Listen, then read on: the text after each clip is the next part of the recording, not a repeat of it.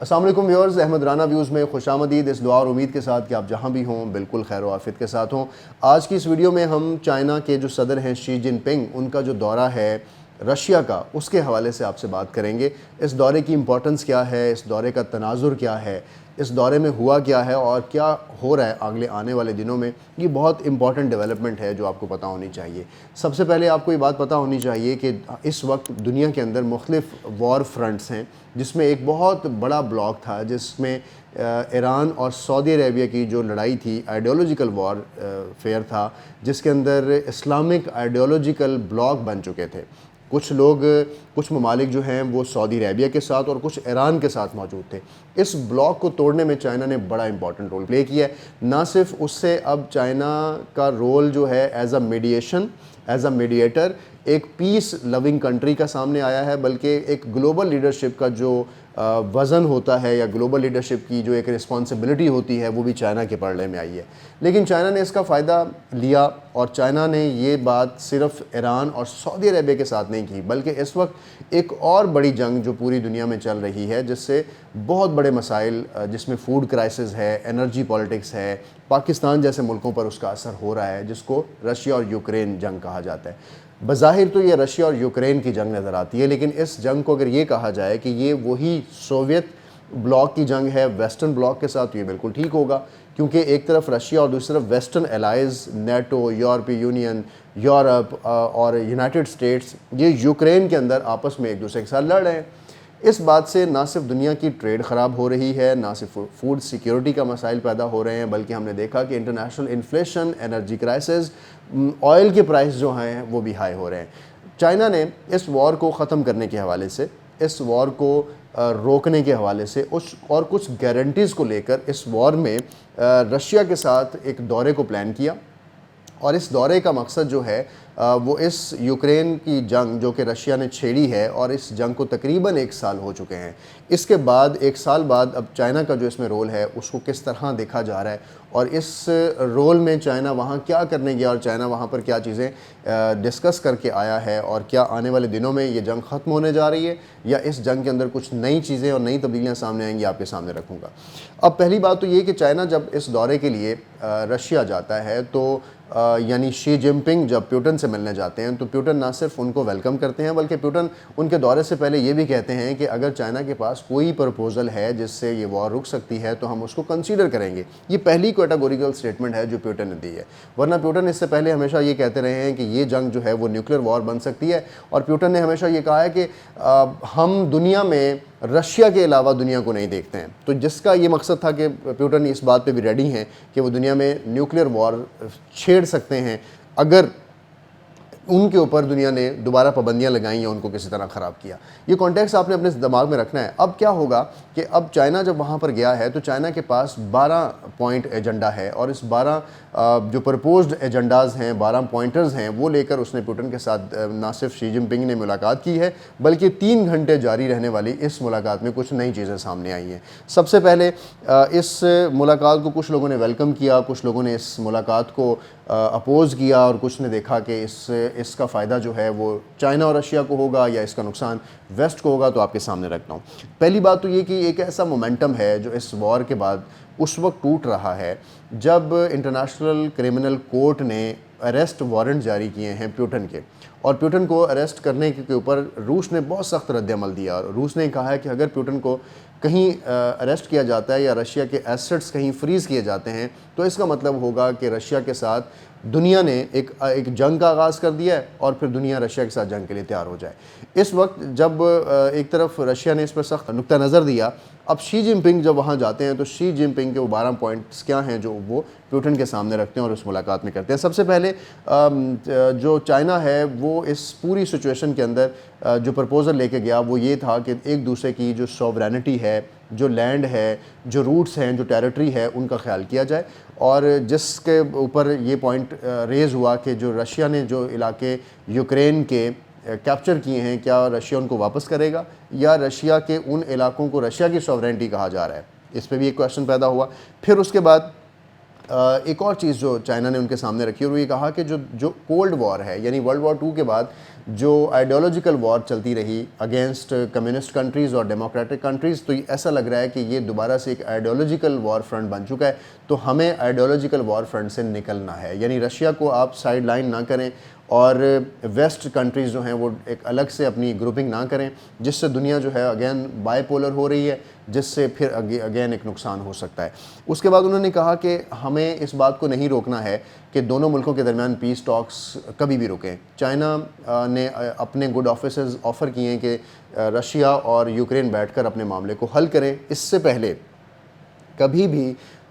Russia نے Ukraine کے ساتھ فارملی کسی بھی طرح سے بیک ڈور ڈپلومیسیز رہتی ہیں جنگوں میں، لیکن کبھی بھی فارملی رشیا اور یوکرین کی جانب سے کسی بھی گڈ آفس میں بیٹھ کر اس چیز پر بات نہیں کی گئی کہ وار سے واپس آئیں۔ دونوں ریجڈ رہے۔ زیلنسکی جو پریزیڈنٹ ہیں یوکرین کے اور رشین پریزیڈنٹ پیوٹن، کسی بھی جگہ پر دونوں نے آپس میں اس فرسٹ ٹریک ڈپلومیسی کو انگیج نہیں کیا، لیکن اس بار زیلنسکی نے بھی چائنا کے اس وزٹ اور اس پرپوزل کو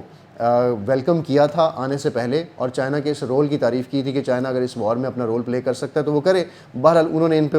کچھ جگہوں پہ اعتراض کیا جو میں ابھی آپ کے سامنے رکھوں گا۔ فی الحال پیس ٹاکس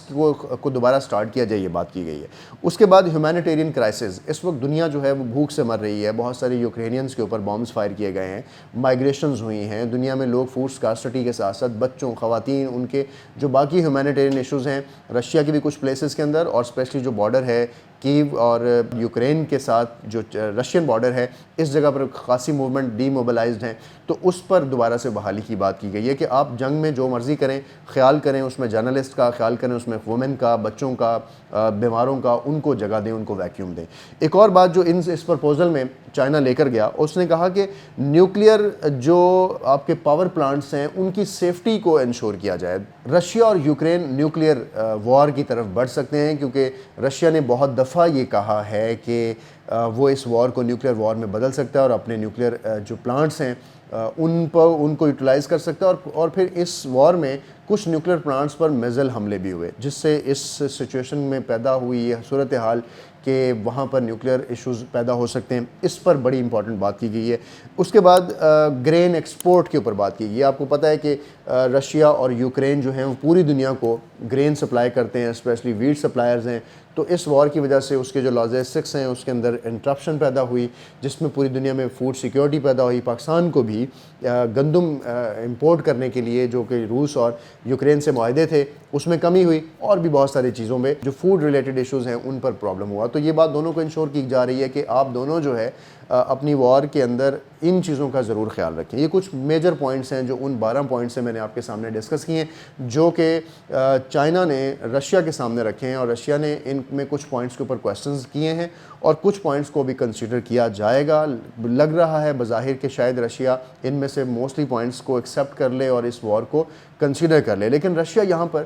پیوٹن یہاں پر یہ چاہ رہے ہیں کہ جو وار ہے اسی مقام پہ ختم کر دی جائے، اور جتنے علاقے جو ہیں رشیا کے پاس ہیں ان کو دنیا تسلیم کر لے، اور اس کو سوورینٹی آف رشیا کہا جا رہا ہے۔ لیکن دوسری طرف ویسٹ، دوسری طرف یوکرین، نیٹو اور بہت سارے یورپین کنٹریز نے چائنا کے اس پرپوزل کو انفیئر کہا ہے۔ اب یہ وہ پوائنٹ ہے کہ جو پرپوزل چائنا نے پیوٹن کے سامنے رکھا ہے، اس پرپوزل کے اوپر اب ری ایکشن کیا آیا ہے، اور کیا یہ پرپوزل کامیاب ہوگا اور کیا وار رک جائے گی۔ تو پہلا پوائنٹ جیسے میں نے آپ سے شیئر کیا کہ اس کو انفیئر کہا جا رہا ہے ویسٹرن الائز کی طرف سے، اسپیشلی یوکرین کی طرف سے، جس کا مطلب ہے کہ شاید وہ اس کو ایکسیپٹ نہیں کریں گے، اور اس ڈیل میں شاید ایک فیس کو سیو کرنے کی آپشن دی گئی ہے رشیا کو، شاید اس کو اس طرح بھی دیکھا جا رہا ہے۔ دوسری جو امپورٹنٹ انالیسز ہے، جو انالسٹ انٹرنیشنل ایکسپرٹس اس پہ بات کرتے ہیں، وہ یہ کہتے ہیں کہ رشیا جو ہے وہ اب اس جنگ میں کیونکہ اپنے اکنامکلی ڈی اسٹیبلائز ہوا ہے، اس کی ربل، اس کی انٹرنیشنل ٹرانزیکشن ڈسٹرب ہوئی ہیں، تو کہیں نہ کہیں اس کو بھی اب ویکیوم چاہیے، اس کو بھی اب اس جنگ کے اندر سے نکلنا ہے اور دنیا کو اپنا ایک سافٹ امیج پروموٹ کرنا ہے، تاکہ اس کی بیک ڈور ملکوں کے ساتھ یہ روابط بحال کیے جائیں، اور شاید چائنا اس میں رول پلے کرے۔ لیکن یہاں جو امپورٹنٹ چیز ہوئی ہے وہ ہوئی ہے یوان۔ پاکستان بھی یوان کے اندر چائنا سے ڈیل کر چکا ہے، جس کے اوپر انٹرنیشنل پریشر ہمیشہ پاکستان نے فیس کیا ہے، کیونکہ ڈالر کے اندر ٹرانزیکشن کرنی ہے، ڈالر انٹرنیشنل کرنسی ہے، جو کہ غلط بات ہے۔ لیکن رشیا کی جو ربل کرنسی ہے وہ اس وار میں ڈسٹرب ہوئی ہے، ان کے بہت سارے اگریمنٹس بہت سے ملکوں سے خراب ہوئے ہیں، تو چائنا جو کہ پہلے سے اپنی ٹریڈ اور اکانومی کو بوسٹ کرنا چاہتا ہے وہ اس سچویشن کو اس اپرچونٹی سے بھی دیکھ رہا ہے کہ رشیا کو وہ یوان آفر کرے اور یوان کے اندر رشیا دوسرے ملکوں سے معاہدے سٹارٹ کر دے. اسپیشلی لیٹن کنٹریز جو ہیں, ایشین کنٹریز ہیں, جن کے اندر یوان کی ٹریڈ ہوگی جس سے یوان مضبوط ہوگا, کیونکہ اس وقت چائنا اپنی جو اکنامک وار ہے, چائنا جو اپنی ٹریڈ وار ہے وہ بھی امریکہ سے لڑ رہا ہے اور اس کے اندر وہ رشیا کی صورتحال کو فائدے کے طور پہ بھی دیکھ رہا ہے اور شاید اس کے یوان کو سپورٹ ملے تو اینالسٹ اس کو چائنا کے مفاد کی پالیسی کے طور پر بھی دیکھ رہے ہیں. اچھا, ایک اور بات کہ اس وزٹ سے ایک چیز تو کلیئر ہوگی کہ جو نیوکلیئر وار کا تھریٹ تھا وہ تھوڑا سا ریڈیوس ہوگا. اس رول سے یہ بات سمجھ آئی کہ جو رشیا ہے وہ ٹیبل پہ بات کرنا چاہتا ہے, یوکرین ٹیبل پہ بات کرنا چاہتا ہے, لیکن دونوں کے درمیان جو ایگوئسٹک پوائنٹ آف ویو ہے دونوں سائڈ سے وہ خاصا اس وار کو بڑھا رہا ہے اور شاید ویسٹ کی یہ فیور میں نہیں ہے کہ وہ یوکرین کی اس وار کو ختم ہونے دیں, کیونکہ ایک نیا گراؤنڈ مل گیا ہے ان پاورز کو آپس میں لڑنے کا. جیسے کہ ہمیشہ یہ وار سیریا میں لڑی گئی, عراق میں لڑی گئی, افغانستان میں لڑی گئی, یہ اپنی اپنی فورسز کو ان ممالک میں اتارتے ہیں اور ایک دوسرے کے خلاف لڑتے ہیں, کبھی آمنے سامنے نہیں ہوتے. تو اس وقت یوکرین ایک اچھی چڑیا ان کے پاس ہے جس کے اوپر یہ ساری لڑائیاں کر رہے ہیں, تو اتنی جلدی سے اس وار سے نکلنا شاید ویسٹ کو بھی قابل قبول نہیں ہے. اس وجہ سے یو ایس نے بھی اس ڈیل کو انفیئر ڈیل کہا ہے اور اس کو بہت زیادہ ویلکم نہیں کیا. یہ ضرور کہا ہے کہ کوئی بھی ایسی ایفرٹ جس سے پیس قائم ہو تو یو ایس اس کو ویلکم کرتا ہے, لیکن ہمیں پتہ ہے کہ یو ایس کتنا ویلکم کرتا ہے. اس چیز کو اس طرح دیکھا جائے, اس پوری ڈیل کو کانفلکٹ ریزولوشن کے طور پہ دیکھا جا رہا ہے اور جو چائنا کا رول ہے وہ اس طرح دیکھا جا رہا ہے کہ چائنا دو ملکوں کے درمیان دوبارہ سے نہ صرف میڈیشن رول پلے کر رہا ہے بلکہ چائنا دنیا کی گلوبل لیڈرشپ کی کرسی کو اس وقت سنبھالے ہوئے ہے اور بہت سے ملکوں میں جو ڈسپیوٹس ہیں وہ اس کے اپنے اکنامک مفاد میں نہیں ہیں. اس لیے اپنی ٹریڈ کو بڑھانے کے لیے, اپنی اکانومی کو بڑھانے کے لیے, اپنی ہیجمنی کو بڑھانے کے لیے, اپنی پاور کو بڑھانے کے لیے, اپنی ڈپلومیٹک آفیسز کو انہینس کرنے کے لیے چائنا جو ہے اس وقت خاصا وائبرنٹ ہے. تو اب آنے والے دنوں میں یہ دیکھنا ہوگا کہ یہ جو ڈیل یا جو پیس کا ایک ایفرٹ کی گئی ہے جس نے ایک مومنٹم کو توڑا ہے یوکرین وار کو, تو کیا یہ اپرچونٹی ونڈو ہے کہ اس چیز کے بعد امریکہ, ویسٹ اور یورپ اور جو یوکرین ہے وہ اس بات کو سمجھیں اور کنسیڈر کریں کہ اس وار کو روک دینا چاہیے اور چائنا کے پرپوزل کو مان لینا چاہیے, یا کیا رشیا اس پر سارے پرپوزل کو ماننے پر اگری ہے, یا چائنا نے ایک الگ سے ایک اس وار کے اندر اپنا راستہ سیدھا کیا ہے. آنے والا وقت بتائے گا کہ اگر پیس کی ڈسکشن شروع ہو جائے تو اس کا مطلب ہے کہ وار کے اندر جو انگیج لوگ ہیں یا انگیج کنٹریز ہیں وہ اس چیز کو فیل کر رہے ہیں کہ وارز کے اندر کچھ نہیں ہوگا. اور ہمیشہ سے یورپین کنٹریز نے, رشینز نے, جو ورلڈ وار 1 ہے, ورلڈ وار 2 ہے, 100 ایئرز وارز ہیں, ہسٹری کی جتنی بھی وارز لڑی گئی ہیں ان میں یہ سبق سیکھ چکے تھے کہ جنگیں نہیں کرنی ہیں. اب اگر یہ دوبارہ جنگوں میں آئے ہیں تو اب یہ دوبارہ سے اس لیسن کو دوبارہ سے جلدی ریکال کر لیں گے یا شاید ان کو بھی کچھ عرصہ درکار ہے. ہماری خواہش اور کوشش آپ سب کی بھی ہوگی کہ پاکستان میں جس طرح سے صورتحال خراب ہے پاکستان میں بھی امن آئے, دنیا میں بھی امن آئے اور کہیں بھی ایسی لڑائیاں نہیں ہوں گی. ہماری کوشش تھی یہ تمام چیزیں آپ کے سامنے رکھی جائیں تاکہ آپ خود ان صورتحال سے آگاہ ہوں کہ دنیا میں کیا چل رہا ہے. اپنا رکھیں بہت سا خیال اور دیکھتے رہیں AR ویوز.